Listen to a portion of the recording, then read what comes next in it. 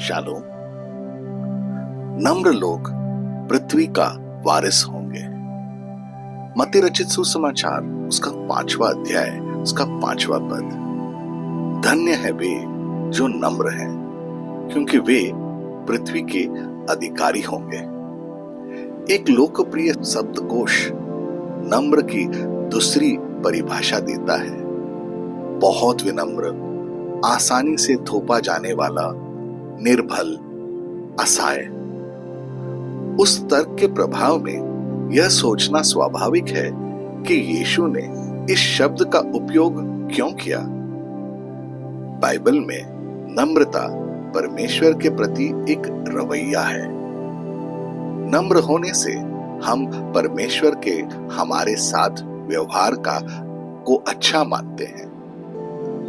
जब हम गलत करते हैं तो हम गलती को स्वीकार करते हैं और बिना विरोध किए उनके द्वारा सुधार को अपनाते हैं। यीशु ने नम्रता का प्रदर्शन तब किया जब उन्होंने अपने पिता की इच्छा के आगे समर्पण किया। उनमें कोई घमंड नहीं था। हालांकि उनके घमंड करने के कई कारण थे। वे परमेश्वर के पुत्र थे। वे वचन थे जिसके माध्यम से संपूर्ण ब्रह्मांड अस्तित्व में आया था। यहां तक कि जो लोग उनका विरोध कर रहे थे और अंततः जिन्होंने उनको सूली पर चढ़ाया, वे भी यीशु द्वारा ही बनाए गए थे। क्या हम अपने रचयिता को अस्वीकार करके अभिमान प्रदर्शित कर रहे हैं?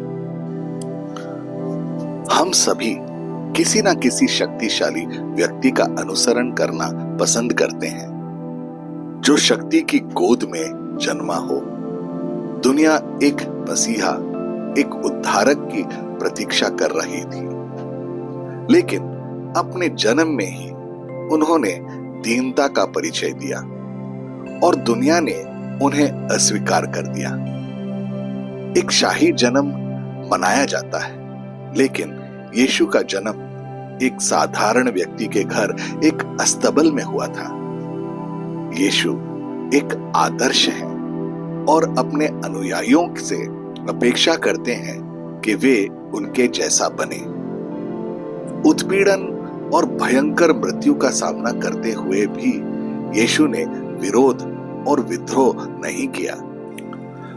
वह अपने उत्पीड़कों को नष्ट करने और क्रूस पर मृत्यु से बचने के लिए स्वर्गदूतों की सेना को बुला सकते थे, लेकिन उन्होंने अपने पिता की इच्छा के आगे समर्पण कर दिया। यीशु हमें सिखाते हैं कि नम्रता कमजोरी नहीं, बल्कि नियंत्रण में रखी गई शक्ति और साहस है। उन्होंने कहा है कि नम्र लोग पृथ्वी के वारिस होंगे। ये कैसे संभव हो सकता है?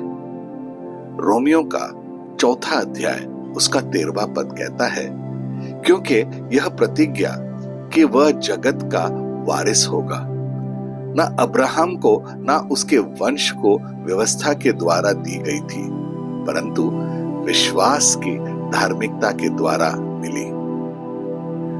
भविष्यद्वक्ता हबाकुक ने उसके 2 अध्याय में उसके 4 पद में लिखा है कि धर्मी लोग विश्वास से जीवित रहेंगे। हमारी धार्मिकता यीशु में है और हम केवल यीशु में ही विश्वास के द्वारा अनुग्रह से बचाए गए हैं। जब यीशु कहते हैं कि नम्र लोग पृथ्वी के वारिस होंगे, पृथ्वी पर क्या वारिस होगा? इसका उत्तर भजन संहिता 37 उसके 11वें पद में दिया है। परंतु नम्र लोग पृथ्वी के अधिकारी होंगे और बड़ी शांति के कारण आनंद मनाएंगे। जो नम्र लोग यीशु के अधीन हो गए हैं, वे पृथ्वी पर उनके शासन में पृथ्वी के वारिस होंगे और बड़ी शांति का अनुभव करेंगे। इस पृथ्वी पर कोई शांति नहीं है और यह तब तक नहीं होगी जब तक कि परमेश्वर का राज्य न आ जाए। परमेश्वर का राज्य केवल उन लोगों के हृदय में आया है जिन्होंने यीशु मसीह को अपना उद्धारकर्ता के रूप में स्वीकार किया है। नम्र लोग पृथ्वी के वारिस होने की प्रतीक्षा करते हैं। क्या हम वही नम्र लोग हैं जिनके बारे में यीशु बात कर रहे हैं? आइए प्रार्थना करें। प्रेमी और दयालु प्रभु यीशु, आपने उन लोगों को धन्य कहा है जिनके पास नम्र होने के गुण हैं, जो आपके अनुसरण करने वालों में आवश्यक है। प्रभु, आप नम्रता के लिए आदर्श हैं। हमें आपकी तरह नम्र बनने में मदद करें। सांसारिक अर्थ में इसके साथ जुड़े वादे के कारण नहीं, लेकिन आध्यात्मिक अर्थ में इसके साथ जुड़े हुए वादे के कारण, क्योंकि तब हम वहां हो सकते हैं जहां आप हैं। हमें एहसास है कि आपके बिना कोई शांति नहीं। सच्ची शांति का अनुभव तभी होगा जब आप इस धरती पर शासन करेंगे। प्रभु यीशु, हमारी मदद करें, क्योंकि हमारी धार्मिकता आपके माध्यम से आप में है। हम विश्वास से जी सकते हैं। हाँ प्रभु, हमें आपकी तरह नम्र और मासूम बनाइए, ताकि हम कभी भी उस दुनिया के अनुरूप न हो जिसमें हम रहते हैं, लेकिन हमारे मन के नवीनीकरण से रूपांतरित हो जाएं। हमारे सुंदर उद्धारकर्ता होने के लिए प्रभु यीशु का धन्यवाद। आपके अद्भुत और अनमोल नाम में हम प्रार्थना करते हैं। आमीन और आमीन।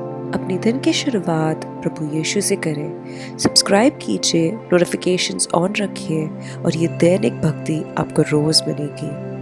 धन्यवाद।